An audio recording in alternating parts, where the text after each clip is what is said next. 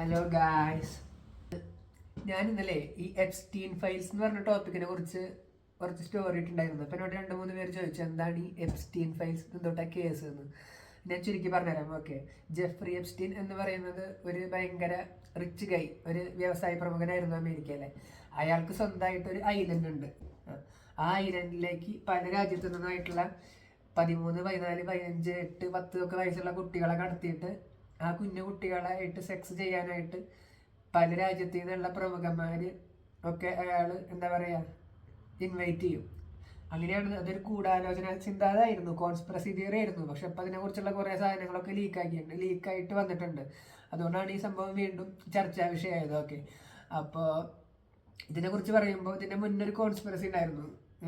ഞാൻ ഈ Jeffrey Epstein ഫയൽസിനെ കുറിച്ച് ആദ്യം കേൾക്കുന്നത് 2019 അന്ന് വിക്കി ലീക്സ് എന്ന് പറഞ്ഞ ഒരു ടീമുണ്ട്. അവരിങ്ങനെ കുറേ രഹസ്യങ്ങളെല്ലാം പബ്ലിഷ് ചെയ്യുന്ന ഒരു ടീമാണ്. അപ്പം അന്ന് ഇതിൻ്റെ കുറച്ച് ഫയലുകൾ ലീക്കായപ്പോഴാണ് ഞാൻ ആദ്യമായിട്ട് കാണുന്നത്. കൊറോണയുടെ സമയത്ത് ഞാൻ കുറേ ഇമാതിരി കോൺസ്പിറസികൾ റിസർച്ച് ചെയ്യാറുണ്ട്. അപ്പോൾ ഈ എപ്സ്റ്റീൻ ഫയൽസ് ഇപ്പോൾ ലീക്കായാൽ കുറേ പ്രമുഖന്മാരുടെ പല ആൾക്കാരുടെയും പല പേരുകളും ഈ ഫയൽസിലുണ്ട്. ഇതിൻ്റെ കുറേ ഫിൽട്ടർ ചെയ്ത വെർഷനാണ് ഇപ്പോൾ വന്നേക്കുന്നത്. അതിൻ്റെ പല വീഡിയോകളിലും ഇങ്ങനെ കൊച്ചു കുട്ടികളായിട്ട് വൃത്തിയോട് ഓരോരുത്തർ കാണിക്കുന്നതിൻ്റെ ചെറിയ സ്നിപ്പറ്റ്സ് ഒക്കെ ഉണ്ട്. അപ്പോൾ ഈ നമ്മൾ വിചാരിക്കുന്ന പോലെ ഒന്നല്ല ഈ ലോകത്തെ വലിയ വലിയ മൈൻഡ് ഭയങ്കര സിക്കാണ് ഗൈസ്, ഡാർക്കാണ്. നമുക്കൊന്നും ചെയ്യാൻ പറ്റില്ല. വി ആർ ജസ്റ്റ് പപ്പറ്റ്സ് എന്ന് വെച്ച് കഴിഞ്ഞാൽ ആരോ നിയന്ത്രിക്കുന്നതനുസരിച്ച് ചലിക്കുന്ന പാവകളാണ് നമ്മൾ ഗൈസ്.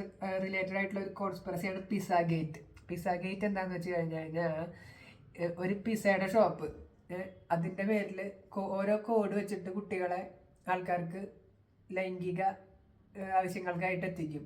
എന്ന് വെച്ച് കഴിഞ്ഞാൽ ഹോട്ട് ഡോഗ് എന്ന് പറഞ്ഞു കഴിഞ്ഞാൽ ചിലപ്പോൾ കറുത്ത ഹൈറ്റുള്ള കുട്ടി, ഡോനട്ട് എന്ന് പറഞ്ഞു കഴിഞ്ഞാൽ കറുത്ത ചുരുളമുടിയുള്ള കുട്ടി. ഒരു എക്സാമ്പിൾ പറയാം, ലൈക്ക് ബർഗർ എന്ന് പറഞ്ഞു കഴിഞ്ഞാൽ തടിച്ച കുട്ടി. അപ്പം ഇങ്ങനെ ഓരോ കോഡ് അയച്ചിട്ട് ആ കോഡിനനുസരിച്ചുള്ള കുട്ടികളെ ഈ വലിയ വലിയ പൈസക്കാർക്ക് സെക്സ് ചെയ്യാനായിട്ട് എത്തിച്ചു കൊടുക്കുന്നുള്ളൊരു കോൺസ്പിറസി ആയിരുന്നു. പിന്നെ എന്നിട്ട് അന്ന് അതൊരു കോൺസ്പിറസി മാത്രമാണ്. കോൺസ്പിറസി എന്ന് വെച്ച് കഴിഞ്ഞാൽ ഗൂഢാലോചന സിദ്ധാന്തം എന്ന് വെച്ച് കഴിഞ്ഞാൽ അത് ശരിയാണോ എന്ന് അറിയില്ല, തെറ്റാണോ എന്ന് അറിയില്ല. കുറെ ആൾക്കാർ കൂടെ എന്തെങ്കിലും ഒരു അടിസ്ഥാനത്തിൽ അങ്ങനെ ഒരു സംഭവം ഉണ്ട് എന്ന് പറയുന്നു. മേ ബി അത് റെഡി ആവാം, മേ ബി റോങ് ആയിരിക്കും. അന്ന് അത് ഡീബങ്ക് ചെയ്തു. ലൈക്ക് എന്താ പറയാ, അത് ഒറിജിനൽ അല്ല, ഈ പിസ്സ ഗേറ്റ് തിയറി വെറും കോൺസ്പിറസി മാത്രമാണെന്ന് പറഞ്ഞു. ബട്ട് ഈ എപ്സ്റ്റീൻ ഫയൽ ഇപ്പോൾ കുറേ സാധനങ്ങൾ ഫയല് ലീക്കാക്കിയാൽ ഈ പിസ്സ ഗേറ്റിനെ കുറിച്ചും പറയുന്നുണ്ട്, പല കാര്യങ്ങളെ കുറിച്ചും പറയുന്നുണ്ട്.